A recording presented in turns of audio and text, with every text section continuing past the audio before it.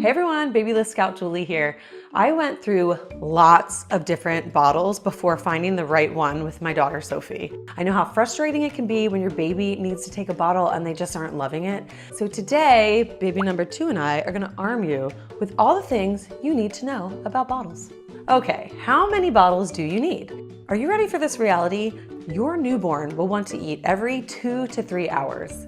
So if you're exclusively bottle feeding, you're gonna wanna have 6 to 8 bottles on hand ready for when your baby is hungry. Having that amount of bottles gives you enough buffer between when you have to wash and sanitize the bottles.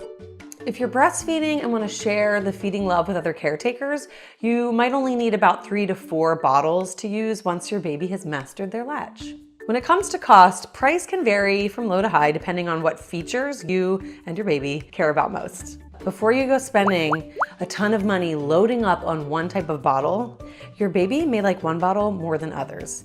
So I say it's a good idea to start with a small amount of bottles to figure out which brand your baby likes, and then expand your inventory once you figure out the one that they take to. Sophie and I went through 4 bottle brands before finding the right one. One way to avoid this would be to check out the 5 different popular bottles that you can test and figure out which one your baby likes. You and me, that's what we're doing this time, okay? All right, let's talk parts and bottle types so you can narrow down your options. There are 4 main parts to a bottle. The bottle, the collar, which screws into the bottle, the nipple, which goes into the collar, and the cover. As you're perusing bottle options, you'll notice that there's both glass and plastic bottle options. Plastic bottles are strong, lightweight, and unbreakable. So why do glass? Okay, so even though plastic bottles are all made BPA-free, some parents still aren't loving the idea of plastic exposure, in which case glass would be a great option. Just know that glass bottles are oftentimes more expensive, they're also heavier, and there's a possibility of breakage. Bottles vary in both material and in size. As your baby and their stomach grows, guess what? So does their bottle size. Newborns use smaller size bottles, around 4 ounces, because they eat less, while older babies around 6 months use bigger bottles, about 8 or 9 ounces, as they start to eat more milk and formula.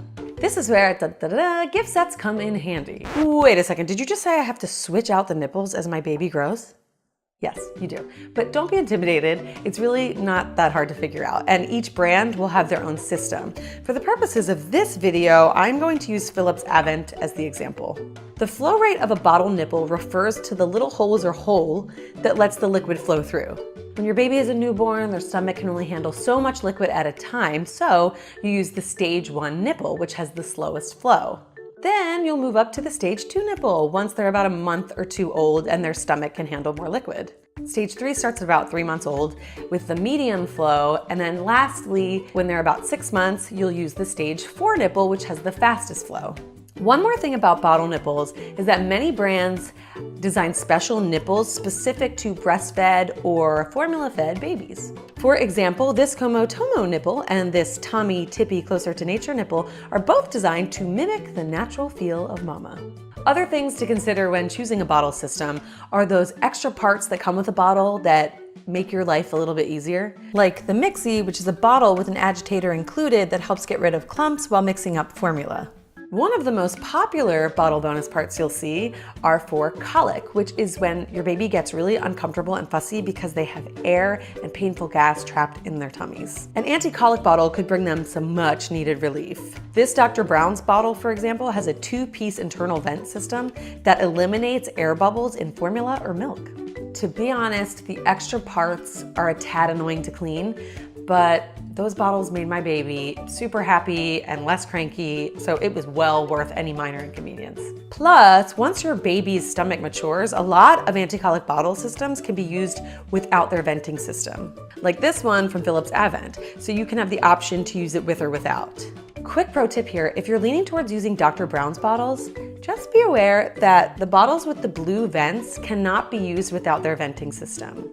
However, the Dr. Brown's bottles with the green, just want to save you the confusion. Last thing when doing your bottle research is keep a lookout for how the bottle is categorized by the brand. You'll see things like, just like mom, best for breastfed babies, best anti-colic system, best nipple. I'll stop, you totally get what I'm doing here, but through that you can narrow down which bottle is gonna be good for you. Also, by all means, take a look at that's all my bottle wisdom, you guys. Oh, except I do have one additional pro tip. Mom, you might have to leave the house. Sometimes babies won't take a bottle if their mama is present. So if you guys have any other pro tips, please leave them in the comments below. And happy feeding. Hold on, baby. Ready, go.